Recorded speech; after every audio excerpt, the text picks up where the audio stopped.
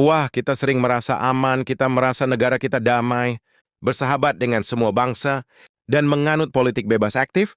Kita merasa tidak punya musuh, tapi sadarkah kalian, jika kita melihat peta militer dunia hari ini, Indonesia sebenarnya sedang berada di tengah-tengah kandang singa, dari utara selatan, timur hingga barat, moncong meriam dan pangkalan udara negara asing, mengarah tepat ke halaman rumah kita.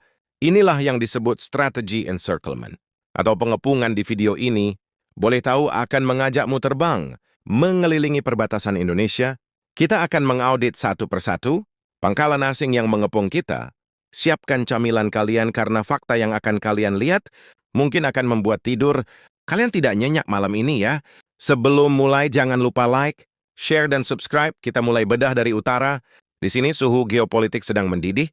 Filipina baru saja memberikan akses 4 pangkalan militer baru kepada Amerika Serikat. Perhatikan lokasinya. Pangkalan Cemilo, Osias, dan Lalong letaknya di ujung utara Luzon. Jaraknya ke Taiwan cuma 400 ferry worth. Bagi jet tempur ke benua Amerika, itu cuma butuh waktu 15 menit terbang. Ini bukti nyata. Filipina sedang disiapkan jadi landasan pacu Amerika untuk perang melawan Cina. Tapi jangan salah, ada satu pangkalan lagi di Pulau Balabak. Ini yang bahaya buat kita. Jaraknya cuma selempangan batu dari Sabah dan Kalimantan Utara. Jika Amerika menaruh radar di sini, mereka bisa mengintip ruang tamu kita di IKAR. Di seberangnya, sangga tidak tinggal diam, Tiongkok telah menyulap terumbu karang mati menjadi The Great Wall of Sand. 3 pulau buatan raksasa Subi. Misi Don Ferry Cross ini bukan pulau wisata, ini adalah pangkalan militer full set.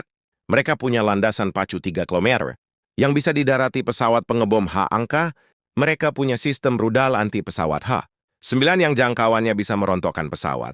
Apapun yang lewat di atas Natuna. Kenapa ini krusial buat Indonesia?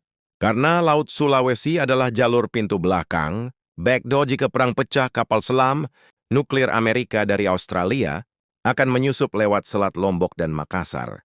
Untuk menyerang Cina dari belakang, artinya apa? Perang besar itu akan terjadi. Tepat di beranda rumah kita, rudal nyasar tumpahan minyak, hingga puing kapal perang, semua akan hanyut ke pantai-pantai kita. Sekarang putar kursi kalian menghadap selatan. Ke tetangga yang paling berisik Australia, di Darwin ada ribuan marinir Amerika yang ditempatkan secara rotasi. Marine Rotational Force. Mereka adalah pasukan pemukul reaksi cepat, tapi yang bikin bulu kuduk merinding.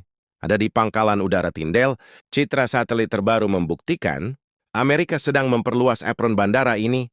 Tujuannya satu, menampung 6 unit pesawat pengebom nuklir, B-52 Stratofortress.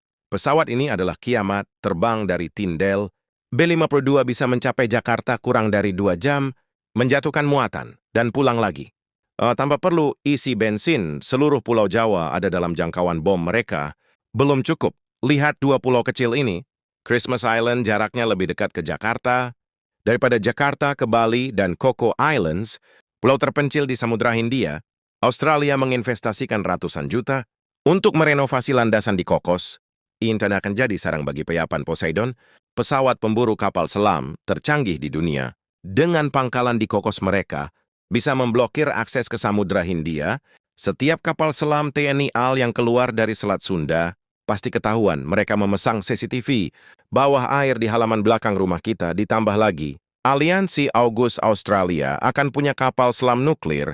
Bedanya dengan kapal selam diesel biasa, kapal nuklir bisa menyelam berbulan-bulan. Mereka bisa nongkrong diam-diam di selat dalam Indonesia tanpa pernah kita sadari. Hanya belakang, lihat barat. Malaysia dan Singapura tergabung dalam FBI. 5 Power Defense Arrangements. Bersama Inggris, Australia, dan Selandia Baru. Dari Butter Malaysia, ada markas CATS radar dari Racing, memantau pergerakan udara di Selat Malaka dan Sumatera. Secara teknis, setiap pesawat tempur kita yang take off dari Medan atau Pekanbaru sudah masuk radar mereka. Singapura lebih gila lagi, Pelabuhan Changi didesain khusus agar muat menampung super carrier kapal induk Amerika.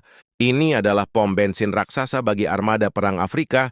Asia Tenggara jauh di tengah Samudra Hindia. Ada Diego Garcia, pangkalan es yang super rahasia. Dari sini pesawat pengebom siluman B-2 Spirit bisa terbang menyerang target di Asia termasuk Indonesia tanpa terdeteksi radar jadul kita. Lalu di timur Papua Nugini, dulu Cina mau bangun pangkalan di sini, tapi Amerika dan Australia panik dan langsung membeli akses ke pangkalan Lombung di Pulau Manus di utara Papua. Ada negara kecil bernama Palau. Amerika baru saja memasang radar raksasa touch di sana. Radar ini bisa melihat apapun yang terbang di atas Papua dan Maluku. Kita benar-benar telanjang di mata radar mereka. Menghadapi kepungan cincin besi ini, TNI tidak bodoh. Kita sadar kita tidak mungkin menang, adu jumlah kapal induk. Lawan Amerika atau Cina itu bunuh diri.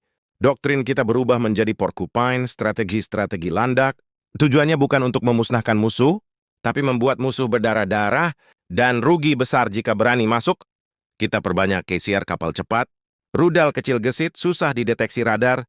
Tetapi bahwa rudal mematikan, ini adalah bambu runcing versi modern. Secondly, sunget kapal besar bisa tenggelam. Dan pertahanan terakhir adalah Sisan Kamrata. Perang semesta jika musuh berhasil mendarat, mereka tidak hanya melawan tentara, tapi 280.000 WEBU rakyat Indonesia. Sejarah Vietnam dan Afghanistan membuktikan, negara adidaya pun kalah kalau lawan rakyat yang nekat.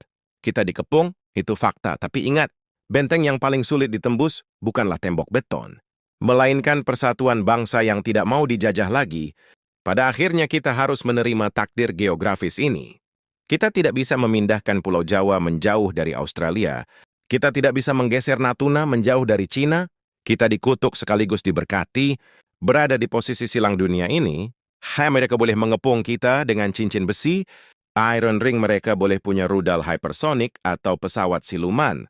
Tapi sejarah dunia dari Vietnam hingga Afghanistan, tim mengajarkan satu hal, teknologi secanggih apapun akan tumpul di hadapan.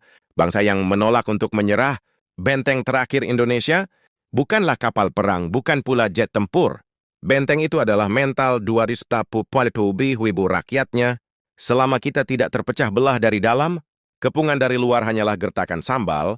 Musuh terbesar kita bukan pangkalan asing, tapi adu domba sesama anak bangsa. Sekarang saya kembalikan pertanyaan ini ke kalian.